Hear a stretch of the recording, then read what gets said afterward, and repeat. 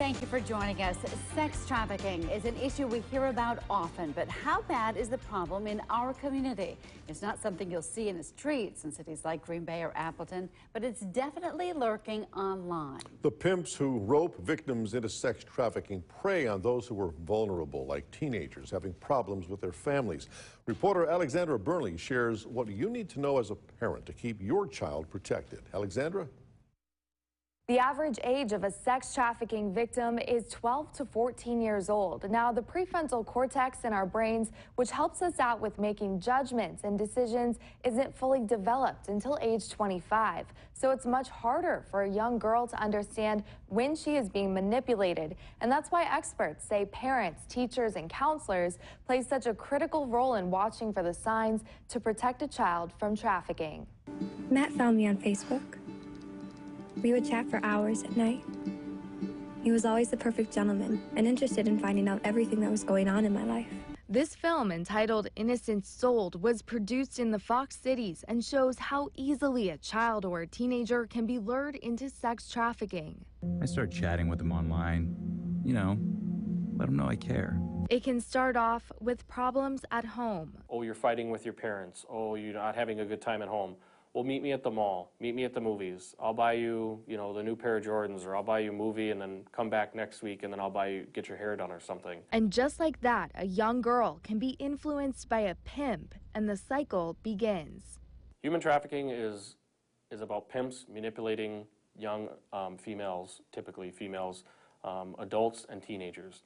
They want to gain the trust of that female, whether it be through purchases that they're doing or that they're boyfriend, girlfriend, quote unquote, because they want to have something over that young girl's head to then force them to go out and make money for them. If your child is on social media, pimps will have an easier time trying to manipulate them because of how accessible accounts can be. A local girl says she was a target of sex trafficking. Honestly, I have been fished for trafficking multiple times, and because my mom is such a strong woman and taught me what to do in instances like this, I made it through. The Sexual Assault Crisis Center in Appleton works with 15 school districts to teach 7th graders how to look for signs when someone is trying to lure them into danger. It seems safe because it's just a device, whether it's a tablet or a phone or a laptop of some sort, but that's the #1 way that these young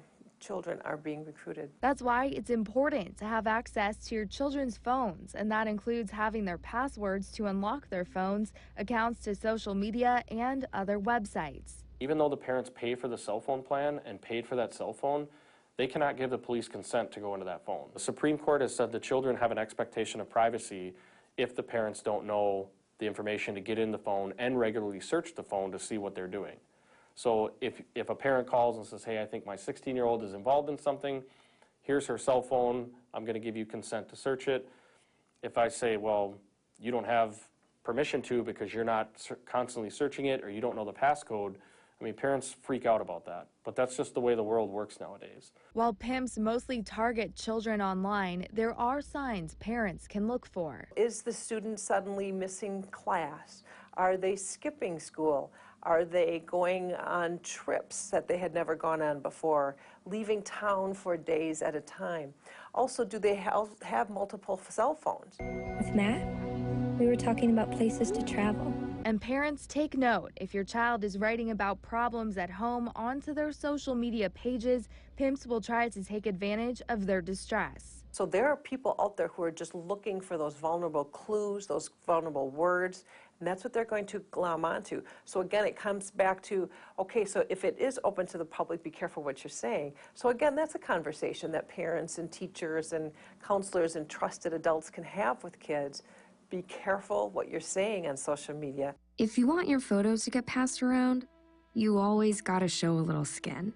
The #1 way to fight back against a predator is keeping an open line of communication with your child. Just having those casual conversations when you're in the car and you're driving someplace, or you're doing something that you do as a family and those conversations come up, just being there and hearing it, listening for those key words. Sergeant Matt Wilson also told me that the Brown County Sheriff's Office arrested more than 50 buyers of sex, also known as Johns, last year. If you would like to learn more about the resources out there to help victims of sex trafficking, we have those listed in a story on our website at wearegreenbay.com. In the studio, Alexandra Burnley, Local 5 News.